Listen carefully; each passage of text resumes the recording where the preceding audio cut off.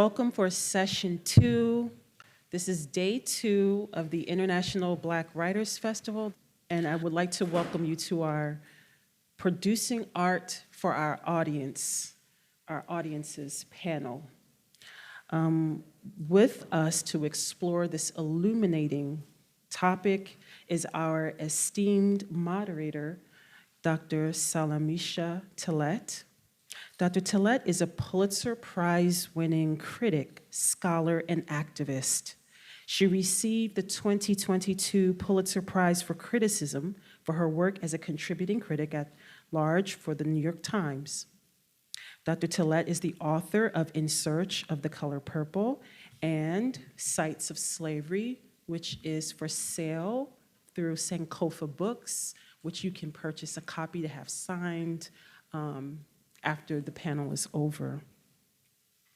She co-hosted the award-winning podcast Because of Anita and received the 2020 Whiting Foundation Creative Nonfiction Fellowship for her upcoming book, All the Rage, Nina Simone and the World She Made.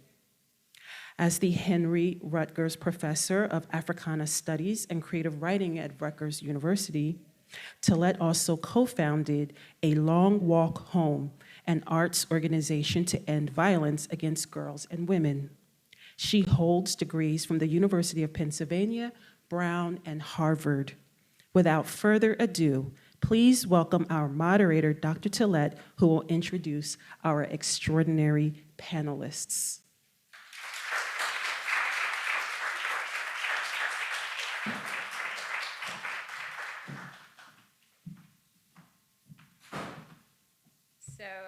Good afternoon.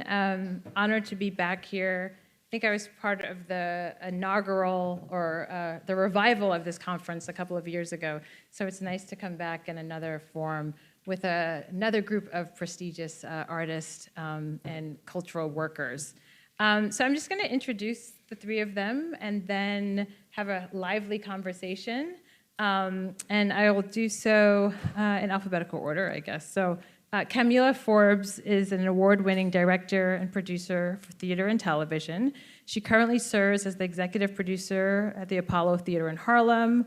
She's won awards for directing and producing, including the 2019 NBTF Larry Leon Hamlin Producer Award and an NAACP Image Award. So her directing credits include By the Way, Meet Vera Stark, written by Lynn Nottage, Blood Quilt, written by Kateri Hall, and Sunset Baby, written by Dominique Morisseau. She's worked closely with Kenny Leon on The Wiz Live, A Raisin in the Sun, Mountaintop, and Stick Fly on Broadway. She's also the director of the forthcoming Soul Train musical, and she is the director of the television adaptation of Ta-Nehisi Coates' Between the World and Me, and she's also an alum here of Howard University. So thank you.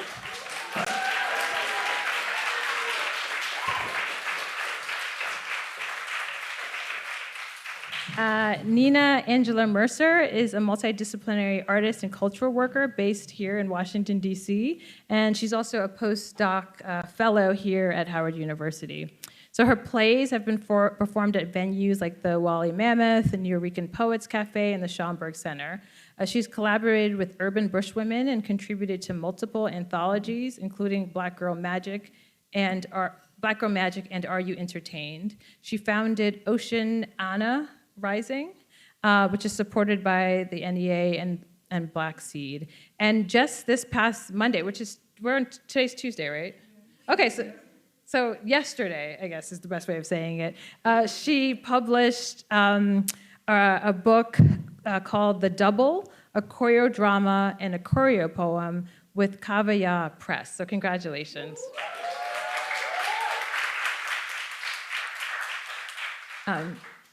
Samalyene, 24, is an award-winning playwright, director, and actor, and is currently serving as the Andrew W. Mellon Foundation Playwright in Residence at the Mosaic Theater. Known as Psalm by his colleagues, and I assume friends, he wrote and directed The Blackest Battle at the Theater Alliance and the film The Free Willin' Insurgents at the Arena Stage.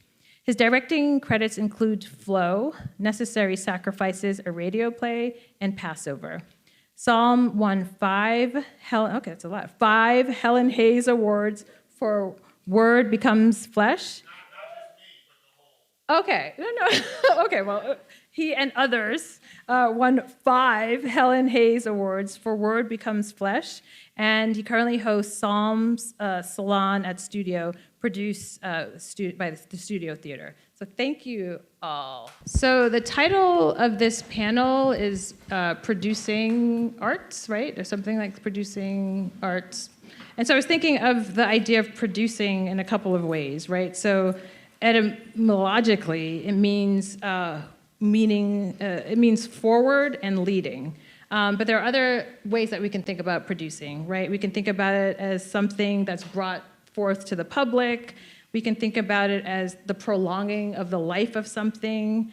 And we can think about it as just practically speaking as like produce, like it's the result or an object that is birthed into the world and that kind of sustains us. And so I want us to think about all of these different definitions of producing or produce as we're in this conversation together. The artists up here they represent a kind of wide range of theater production, right? So we have directors, playwrights, actors, all being in conversation with each other. So, and I assume at some point in your careers, you've also been part of the crew. So with the three of you, we could actually stage a production right here, and we have everything we need that stays within the tradition and pushes us forward. So another thing I want us to think about is the relationship you have as individuals to your own creative process and the institutions that you may move in and out of, the tensions that exist and the possibilities that you help create for us. But oftentimes I like having a conversation about the beginning. And so I'm curious for each of you, well, when was the moment that you knew that theater, and I know there's different art forms that you may embody, play with, enter, but theater is the thing that brings us all together here. When was it that you knew that theater was your calling? And it may go maybe yesterday or it could have gone way, way back, but do you want to start? Sure. Okay. So when did I know theater was, I think I grew up in Chicago. Yes, shout out to Chicago. And that's significant for a couple of reasons. My parents immigrated from Jamaica to Chicago. Yes, Jamaica. Yes. No. Yes. And so there was a moment where Chicago is not known for having a very big Caribbean population or community. But there was a moment where my parents used to take us a lot to theater because I think that's how they related to understanding American culture, a culture themselves. And I remember them taking me to a musical called Once on This Island. Oh, do I have some musical theater fans in the house? Yes. So the opening of the musical, when you see Little T Moon, and I heard music that was familiar to me and my household, of like the calypso steel pan and like the waves of just, reggae and calypso, music, et cetera, and Caribbean music and the lilt of the language of Little T Moon on the stage, I saw a little brown girl like me being reflected.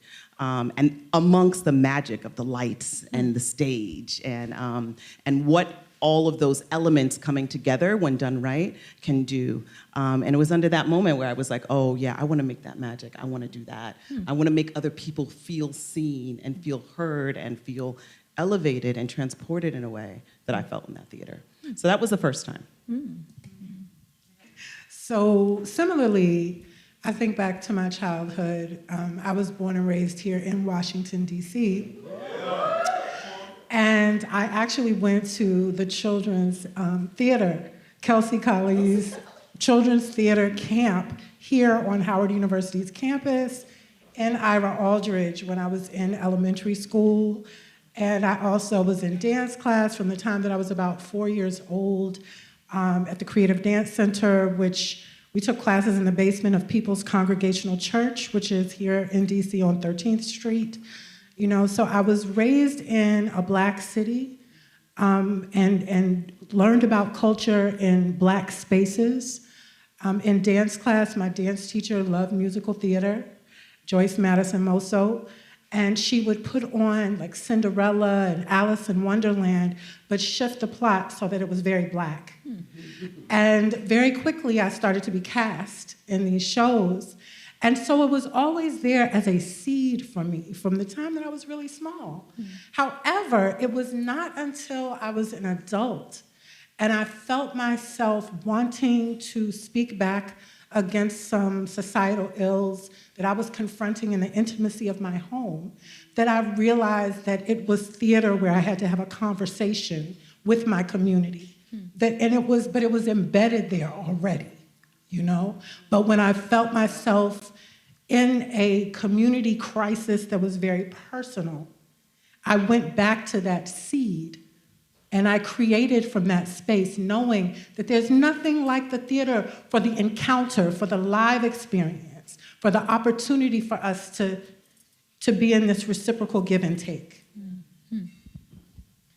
Yeah, and I'll say, for me, informally, it started with my family and family parties as a child and dancing and having the adults hype me up, you know. I grew up in Brooklyn. Family is also Jamaican, so come from that immigrant, you know, background. But then in school, of course, you get introduced to theater in school, and I enjoyed performing. But it was really through hip hop culture.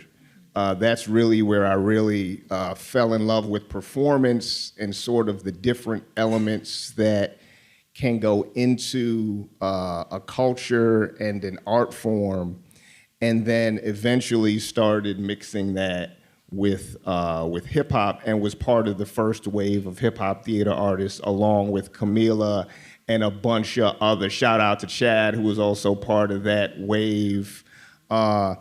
So I'd say hip hop was really the thing that sort of solidified my love for performance and bringing all elements of theater together.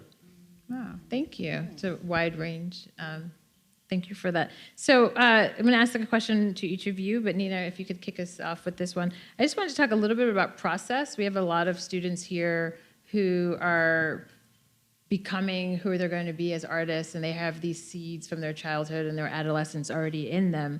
But each of us has our own process for producing or creating works. Mine is very intense as a writer, more, I think, akin to maybe an actor. When I write about a play or I write about a performer, I really feel like I do a very deep archival process, and I try to get as close almost to their interiority as possible. It's very exhausting. So I do feel like a bit of a method writer, method actor. So that's my process, and I've recently understood what that is. If you could tell us a little bit about, and again, like each of you will answer this question, what's like the process you have as you're writing, or what's something that you kind of know as maybe not just unique to you, but is the thing you do every time you're engaging in the process of creating a new creative work? And even if you don't want to have to do it, you still figure out you got to be pulled back into that ritual or that process that's intrinsic to you.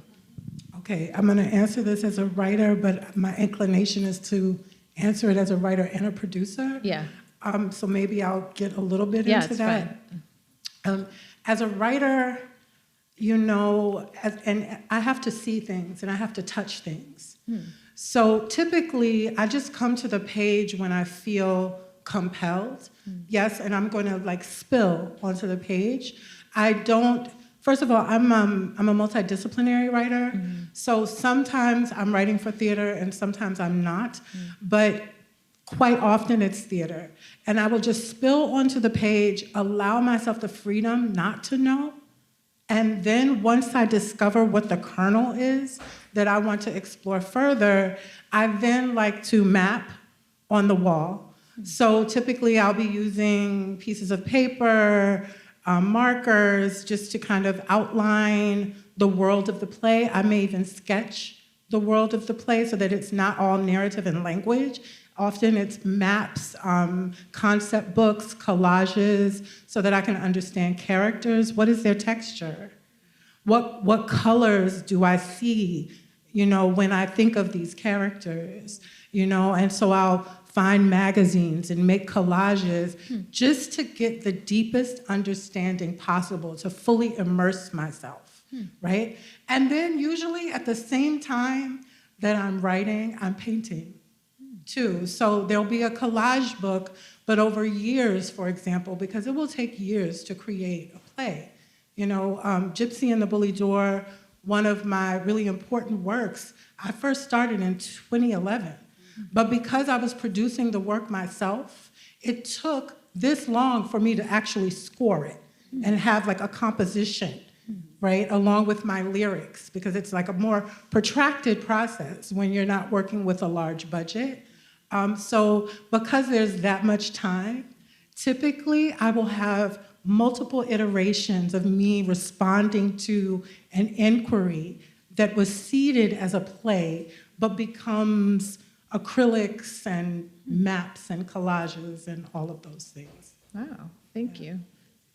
So, Yeah, I think it starts with falling in love with some aspect of the material. It can be the actual, the person at the center of it, you know, like I recently directed a production that was about Anna Julia Cooper, who I hadn't heard of prior to, you know, directing this production, and absolutely fell in love with this woman. And then that drove my creative process. You know, if I start to research a piece and I don't necessarily have that excitement, that my research might lead me to then falling in love with this person. Like I wrote a play about James Baldwin and Richard Wright that's based off of an event where they had a meeting at a cafe in Paris. I hadn't known about that, and then that led me to reading like a lot of James Baldwin. I came to Baldwin late, and when I started reading his nonfiction, I was like, what the entire, like this man is like, he's as prophetic and as great as everybody, like that's real. That's not like, you know, BS. And then lately, since the pandemic, nature has played a pretty significant role in my artistic practice. A lot of times I go to Rock Creek Park and just walk the trails there and then really just commune and let whatever you want to call it, energy, God, spirit, forces, you know, come through me. And then that helps, like without fail, nature pretty much does its magic and helps me to create in terms of, you know, motoring my creative process. I love that. I love the nature, the falling in love, the tactile. I guess I'd answer this almost similarly, right? I feel like I have to, if it's a play I'm looking to direct or produce, yes, falling in love with the piece itself. But also I think that for me, sometimes I always ask, why this piece, why now? I'm always looking for the contemporary relevance, and this is at a point, you know, whether it's a revival or whether it's a new play, I want to know what is the conversation that we're having, the contemporary conversation that we're having within the piece that's relevant to the rest of the world. Because for me, theater is about, like you said, that communion with the audience. I mean, that is just as critical, and wanting to make sure that that question is just as urgent, that we're answering or having, or that dialogue. For instance, when similar, you brought up, by the way, Meet Vera Stark, which was about a Black woman actress in the 1930s, looking at her career in the 1930s and the 1970s, finding her voice and being on the outsides of Black Hollywood, of just Hollywood in general. Well, that sounds familiar, right? So there were pieces of that play which I could completely relate to what was happening in the world when we did it in 2017. And similarly so, you know, when we were looking at the adaptation for Ta-Nehisi Coates' piece, Between the World and Me, this was in 2019, and we, you know, the over-policing of our communities, police-sanctioned deaths and violence, wanted to use theater for me as a vehicle to have those urgent conversations in a way that film just can't. in a way that in film and reading a book, you're solitary, you're alone. In theater, you're forced to sit next to someone. You're forced to walk outside the theater with hundreds of people and be forced to be in some kind of, whether it's a metaphysical or psychological dialogue with them or your family. And that's what I'm really passionate, or I guess what leads me to work in pieces and the why. I remember when Broadway returned during or after the pandemic, and I just fell in love with theater again because it was such to be in, I mean, you're slightly risking your life a little, but to be in community, it was still like, not vaccines and stuff, but to be in community with people and the aliveness, right? It was like the one art form that made me grateful to be alive in a different way than film or television or reading did. It was this cathartic and also this kind of imperative that theater gives us, I think, is really profound, and also probably healed us as a people as we were coming out of being in our homes during the pandemic. So I do have this question. I'm going to start with you, Salam, about audience and public, and it's something that I imagine we're always thinking about. I don't know at what stage in your process you're thinking about, so that's one question. When does the audience emerge as an interlocutor for you in your creative process as a writer or as a director? And then who is your ideal audience? And then how do you reach them? Yeah, great question. So the first of audience that I think about are really my peers when it comes to Black people, honestly. I mean, ultimately, my work is for everyone. And I grew up in Park Slope in Brooklyn, which is a very diverse neighborhood. So oftentimes when I think of an audience, I think of the neighborhood that I grew up in, which is multicultural, that's a term we used back then, and different ages, different, genders, sexual orientations, very eclectic. But primarily, it's like my people have to get what I'm saying. They have to understand it. And then everybody else also, yes, come on board. But there's an urgency that I feel in terms of making sure that I'm not creating art that is, just for white folk. I mean, I see theater like that by, artists of color sometimes, and it feels to me as if they're really speaking to white people, in like regional theater, that they're not really talking to us, that they're trying to explain something. So I do my best to avoid that and to just say, hey, sure, it's for everybody, but like if my people don't understand it and get it and it doesn't excite them and if it doesn't challenge them too, then I feel like somehow I've missed the mark, and I feel, empty inside, and I'm trying to avoid that, and just trying to make sure that I give some kind of, food and sustenance for us. Camila, same question for you. So, I want you to think about it both as a kind of as a director and then as the executive producer of the Apollo. Yeah. Right. So, who is your public? Oh no. First, when does the public emerge in your creative process as an entity or people that you need to engage? Yeah. Who is your ideal public, and how do you reach them? Cool. Well, I'm gonna take it back to Howard, actually. Take it back to Howard. Let me take it back to Howard. Okay. So when I was a student at Howard in fine arts, we were students together in fine arts, right? We would do plays outside in the department, but we would do plays in the theater in the city. And I remember I was doing plays I was understudying at plays at Studio Theater, August Wilson plays. I was Rose. Rose was 35 years old. I was 19. What do I know about divorce and my husband having a child down the block? Nothing. I would invite my friends, Dr. Talton at the time. He was a student.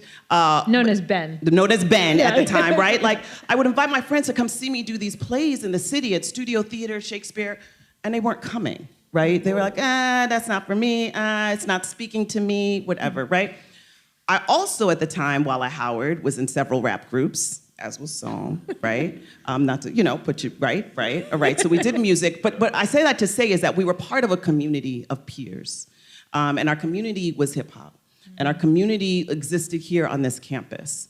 But there were no plays that we could turn to where my peers were like, word, I'm coming to see that. Word, oh yeah, because it wasn't in the canon of lexicon. We didn't have Nina Mercer at that time. We didn't have Samayeni 24.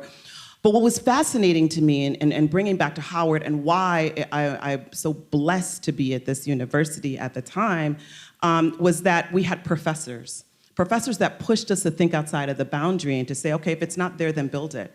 I never thought of myself as a playwright. We then got together and started a theater company called Hip Hop Theater Junction.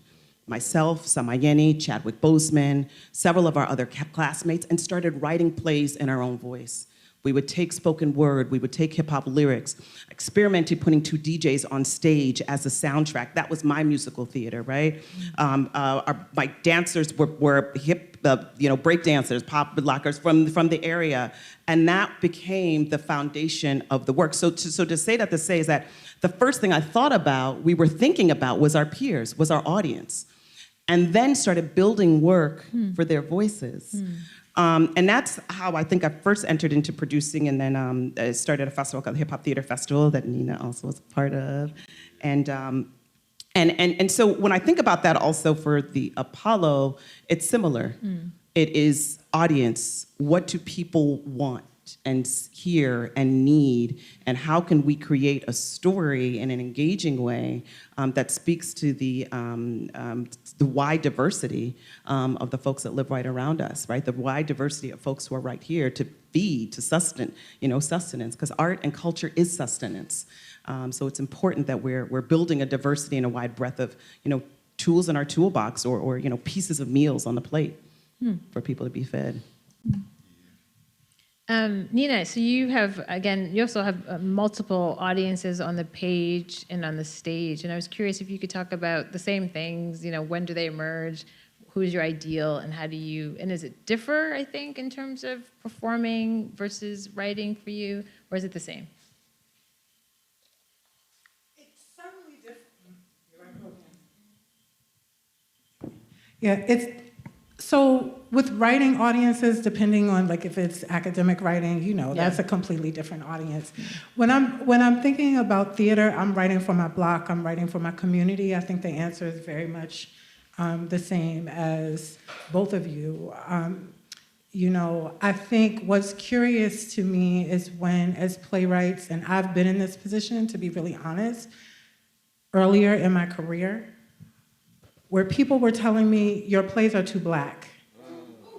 I've had people tell me, your plays are so Black that you're probably gonna have a hard time, moving your work forward in theater.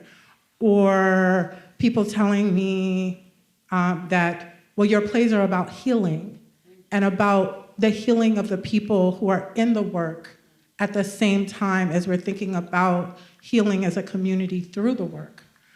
And so, and I've received those type of statements both from producers who are not Black, and also from some of my peers.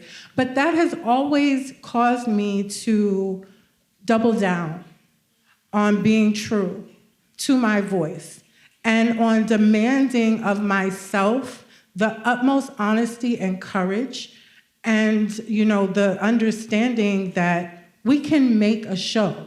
I can make a show. We can raise the money to make a show.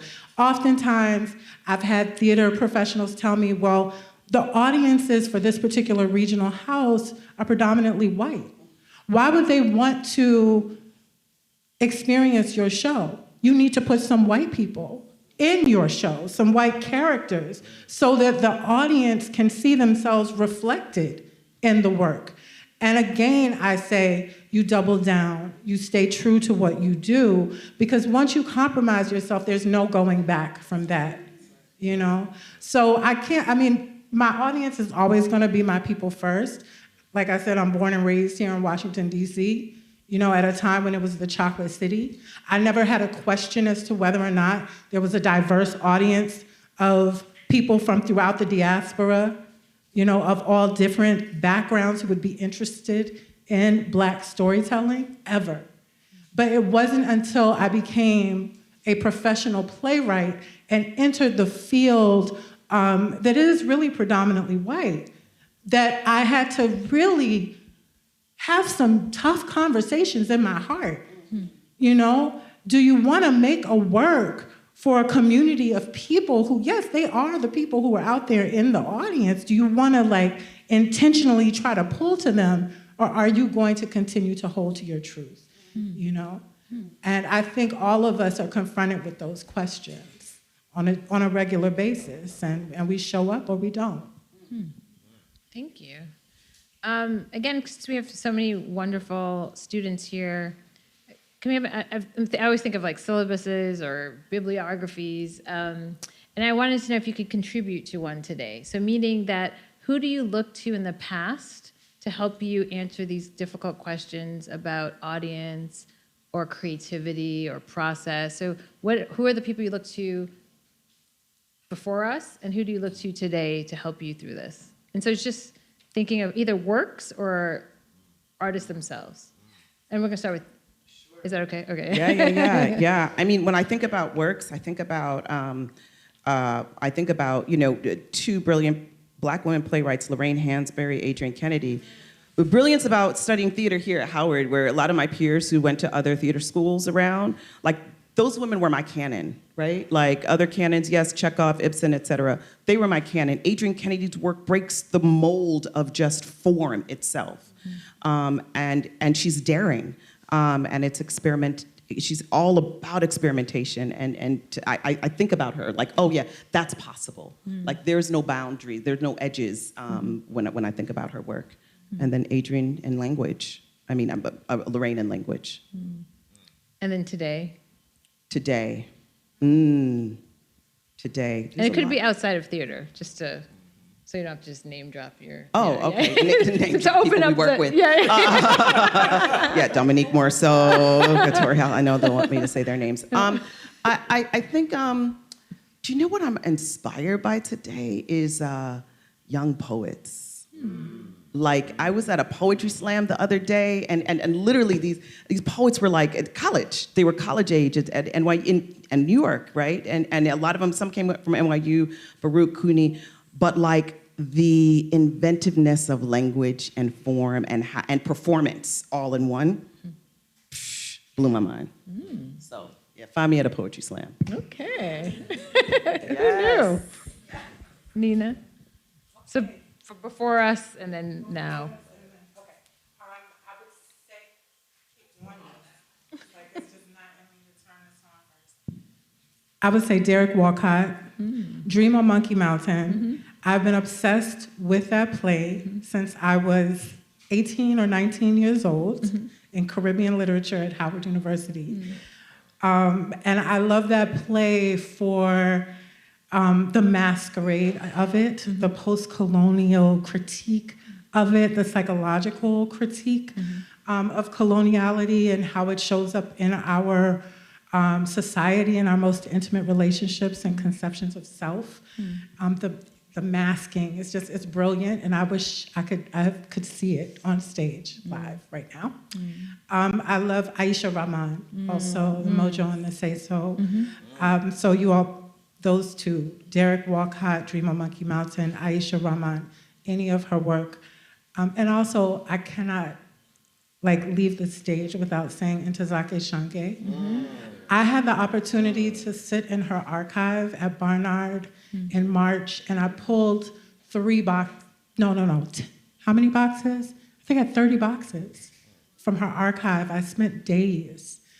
And I mention that because in addition to reading work, there's something about sitting with an artist's life and their journals and sketches and the letters sent to them from producers or, that it was so fulfilling. It brought me to tears. I began, with one box that included her childhood journals and ended with her cane.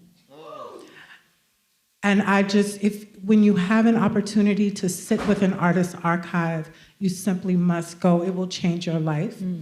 In terms of today, this is so tough for me. I love dance. I will say that. I'm gonna kind of do what you did, taking a cue from you. I love dancers, actually.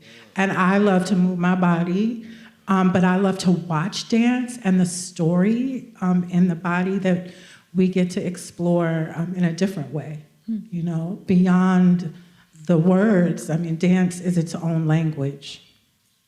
So that inspires me. Thank you. Yeah, definitely Ntozake is in my shrine as well. And in a lot of ways, she's like a proto-hip-hop theater artist because she was messing with form in a way that was really exciting, you know. Lorraine, of course, Lorraine Hansberry, August Wilson, just like the classic, you know, Black playwrights whose shoulders we stand on. And I feel like there's so much more that we can mine from them, you know, especially someone like August. A lot of these productions are done realistically, and I think just like Shakespeare, there's room to now play with form within the beautiful text that he's given us. Baldwin, of course. And then contemporary Kendrick Lamar excites me, like in terms of what he does with lyricism and then his vulnerability and his rhythm and soul and, you know, all of that. And then, yeah, dance in general, like that's such a big part of my identity and who I am and my practice in different ways. So even to go to like, you know, Alvin Ailey dance theater, like, you know, that sort of dance as well. And then even like social dances. Like I learned from like y'all, like the new dances, I don't know what the new dances are, but like just the different social dances that the youth are doing now inspire me because then that's gonna turn into something, and it comes from somewhere. It is connected to us and those who came before us too. Thank you. That was really, I love when I can't predict what people are going to say, so thank you so much for giving us such a breadth and also deep history. So my last question before I open it up to the audience or to you all is about the future. So we went back to the past, we were in the moment we're in, but in 2020, the world changed for a number of reasons, but Black theater makers really wrote a profound statement describing the ways in which the white gaze and white gatekeepers infect or, how do I say this, control what we see on the stage. And so if we think about 10 years from now, what is it you hope the story of Black theater is that we're telling ourselves? And then Nina, I think we're starting with you because you're next in my order here, so yeah. Okay. In 10 years. 10 years, yeah. What do I want to see? What do I hope for Black theater? I hope that we're working more interdependently. I hope that we continue in that vein. I think that I know the Apollo and National Black Theater just produced a show together, The Divining, by Ebony Noel Golden, who's a friend of mine, a sister of mine. I say that because, you know, it's not sustainable for institutions to try to monopolize, right? The fields. It's not sustainable, it's not healthy. We don't have as diverse a community of voices being represented when that happens. And so what I hope is that we start to understand that institutions must collaborate, you know, and sometimes in surprising ways. Maybe it's an art gallery and a theater, you know, where work happens in the art gallery and then in the theater later. What are the ways that producers can come together as a cohort and agree to produce one another's work over a 5-year period of time? How can we become more sustainable, less competitive, and more about creating more art to bring to the community? And I think that's the way. So and even shifting leadership models, you know, away from solitary one leader. I think that, we benefit from having multiple people share leadership, Yeah, I'll start artistically first. I would love, in 10 years, I would love to see a new genre of theater that you all create, that your generation creates. I think that is, I think it's possible. I don't have any idea what it would be, but I would love to see, young people, of color, black folk, black youth, really shake things up with form in like a really radical way. And then I think it's the same old conversation about us and having our own institutions. Like, I think until that happens, I think there's gonna be a lot of complaining that we do. And until we do that, I think we're gonna, be sort of trapped in this hamster wheel. Yeah. I can't agree more. I think it's about more theaters that we claim unapologetically Black in this country. During the Black Arts Movement, there were close to 300, almost 400 Black theaters across this country. In 2012, there were 10 reported, right? Right, exactly, right? 10.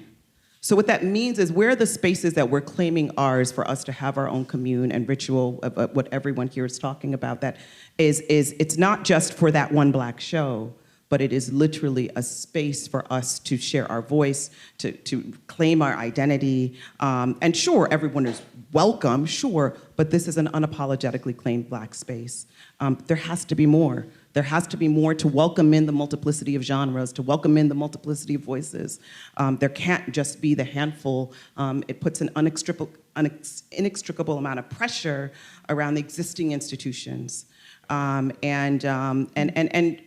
Yeah, for our voice to continually, we have a wealth of talent within just our community alone, but we've got to have the institutions to support that, so more Black spaces. Thank you all for this conversation, and thank you all for inviting us to be here.